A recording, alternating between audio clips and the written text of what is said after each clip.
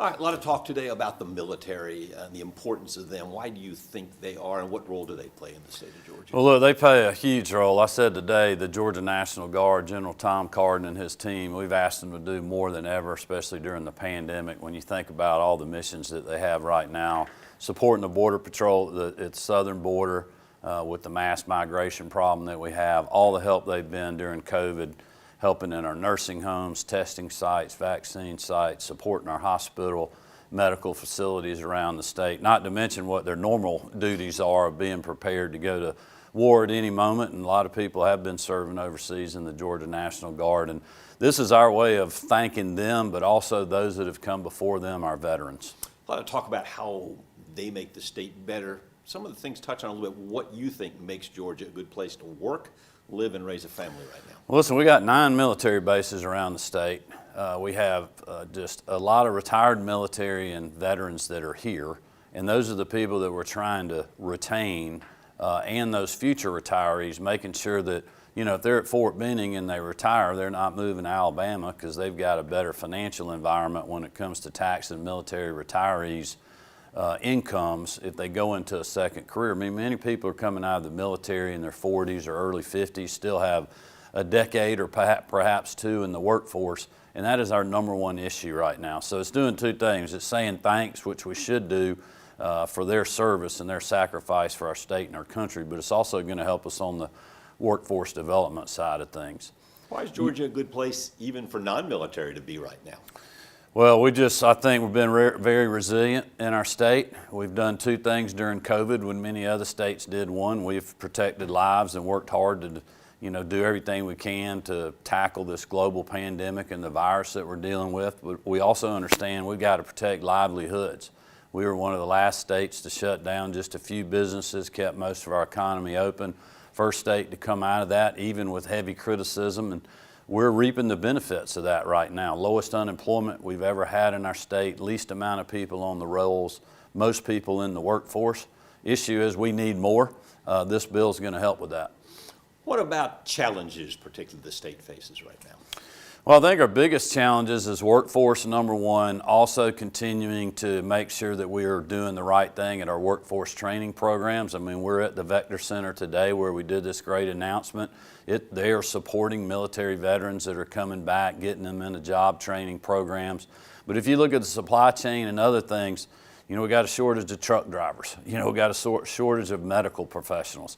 And that's exactly what my budget's tackling this year. We have millions of dollars in for new training facilities for truck drivers and programs in the technical college system in regards to law enforcement, where up to 1,000 Georgians can get free tuition to go into criminal justice or law enforcement, urging and supporting people and getting into the law enforcement or into criminal justice careers. We back the blue in Georgia. We also got a lot of things in to help with medical shortages that we have with doctors, nurses, and other things. So we've got 136 new residency slots, 500 new nursing slots built into the budget to help produce up to over 1,300 new medical professionals. That's critical for rural Georgia. All right, let's switch now to the campaign now. Still a few months out from the primary. Numbers out this week were good. You know, how do you feel where you stand right now? I feel great. I mean, the new polling numbers are good, but I'm worried about that poll on Election Day. I don't let stuff like that get me too high or too low. We're working hard. The thing I would tell Georgians is I'm just delivering on my promises. You know, the military tax cut that we talked about today was something I campaigned on. We're going to be pushing constitutional carry this year in the General Assembly. It's something I campaigned on.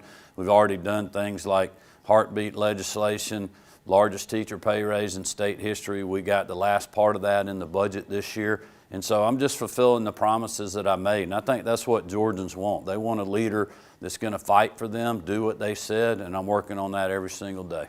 Talk about some of the things you think differentiate you from the other candidates that are running. Well, I've got a record of doing these things. You know, no one else has that in this race. I've got a successful record of being a governor that's done what they said they would do, of having us in our state being the #1 state in the country for business, best job and economic environment that I've seen in my lifetime in the state, but also got a track record of being a small business owner, and I still am one. So I understand what's happening out there where the rubber meets the road, which is why, you know, I did what I did when we measuredly reopened our parts of our economy that were shuttered during the height of the pandemic, even under heavy criticism, because I knew, you know, people need to get back to work. They're not going to sit in their basement and not be able to make their house payment or pay their rent or pay their car payment or take care of their kids. And I felt like that's where we were. We did that before anybody else in the country. We never closed our state parks. We never closed our beaches. Everybody around us did that. And that's the kind of leadership people want in Georgia. How do you go through the next several months in what we will call a spirited campaign? Come out the other end in May, first part of June, dust yourself off, say, I'm good, the party's good, let's go win in November. Well, look, I can't control what other people are doing. I can control what I'm doing. I'm going to run on my record. I've always done that. People are going to get more of the same. They're going to have somebody that's going to fight for my fellow hardworking Georgians and put them first over the status quo and the politically correct. Push back against the disasters that we're seeing in Washington right now, the disaster at the border, the disastrous pullout we saw in Afghanistan, 39-year high inflation, more regulation. They want to do more taxes. They want a national takeover of our elections. In Georgia, we have the strongest Elections Integrity Act in the country per the rankings from Heritage, but it's easy to vote and hard to cheat here. And that's what I've been fighting for, and that's what I'm going to be talking about, and I think that's what Georgians want. Is that what you tell people? Because, you know, obviously, election integrity is a hot button issue right now. Polls, so what do you tell people about the security of Georgia elections and their vote? Well, look, that's why we passed Senate Bill 202. We addressed the mechanical issues that we saw in the last election. A lot of people were frustrated and upset by that. I was too. I didn't like the results at the federal level in our state, but we also, saw problems with drop boxes that weren't secure. We saw problems with long lines, and we have addressed that. We saw problems with the signature match process on absentee ballots. So I was the first person that came out and said we need to tie the voter ID to that, just like we do for in-person voting. Now those things are the law of the land.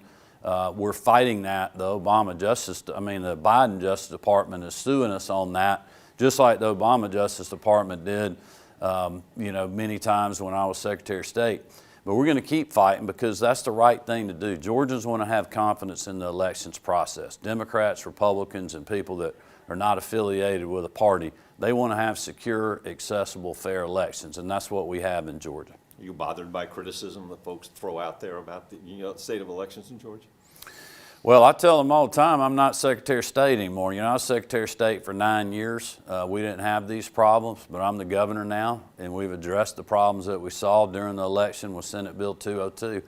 And that's what leaders are supposed to do, and we work with the General Assembly to do that. We've got great partners there that have run on their record. They actually had a great night, November 3rd, 2020. If you look at Senate Republicans statewide collectively, they got 53% of the vote because they were running on their record, and that's what I'm going to do. One term in, you have guided the state through an unprecedented pandemic, came out very strong, didn't have to shut down, as you said. Economy's good, unemployment's low. You've got money in the budget, you've got money in the reserve. Yep. The Brazen Bulldogs won national championships. Go Dogs. While you were in office. I could say right now, why not just walk away? Your legacy is strong. You're solid. Why go through a campaign that's going to last a year and another 4 years in the spotlight? Well, because I got 3 daughters. Marty and I are concerned about things that we're seeing in the direction of our country and what we've seen in other states. I think Georgians realize now more than ever it's important as to who your governor is. You look around the country, you got states that are still locked down.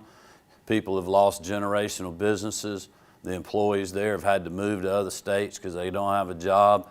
Their kids can't go to school because of pandemic politics, and that's not happening in the state of Georgia. I want to keep fighting for that. That's what I committed to do when I got in, and that's exactly what we will do. I'm good. Anything you want to add? I would just say, since we're in middle Georgia, I'm very proud of my record. One of the things I campaigned on and really why I got elected is because I promised to strengthen rural Georgia. The great economic numbers we had last year, record $11 billion of investment. 379 projects, 74% of those were outside the 11 metro counties, many in middle Georgia and rural parts of our state. We've had great announcements when you think about places like Jones County and Monroe County on rural broadband successes. That's something I ran on, so we're going to continue to do that as well. How do you choose which things to fight about and which ones just to stay Well, you know, that's on? one of the things I've learned in politics. You can't pick, you know, you got to pick your battles. And I learned that in the Secretary of State's office because you don't have a whole lot of power and you don't have a hammer over there. And so you got to really be careful about picking your battles. It's a little bit different in the governor's office because you have a lot of tools, the veto pen and the revenue estimate and the budget and signing legislation or vetoing it. And so you can pick a few more battles, but still you got to be careful. I mean, you just got to make sure you're doing things that you can get done. And you know, that's why we're just working hard to move the needle every day. Politics changed since you first got into it? Oh yeah, politics is challenging, I think, right now as it's ever been in our country. But we're just in one of those polarizing times. I mean, the pandemic's caused that, the elections has caused that, and it's going to be here for a while. But you know, I'm, you know, obviously not. You know, I'm used to a little bit of controversy and critiquing. That's been going on for 2 years now, but I had plenty of that when I was Secretary of State. But I've had tough things happen to me in the business world too. You know, I was fighting to survive every week, to make payroll, and you know, potentially losing it all. And you know, so I'm used to going through tough times, and that's what we've done. But we're in good times now. We're just going to keep assuring Georgians that our future is optimistic. I tell people I'm more optimistic than I've ever been.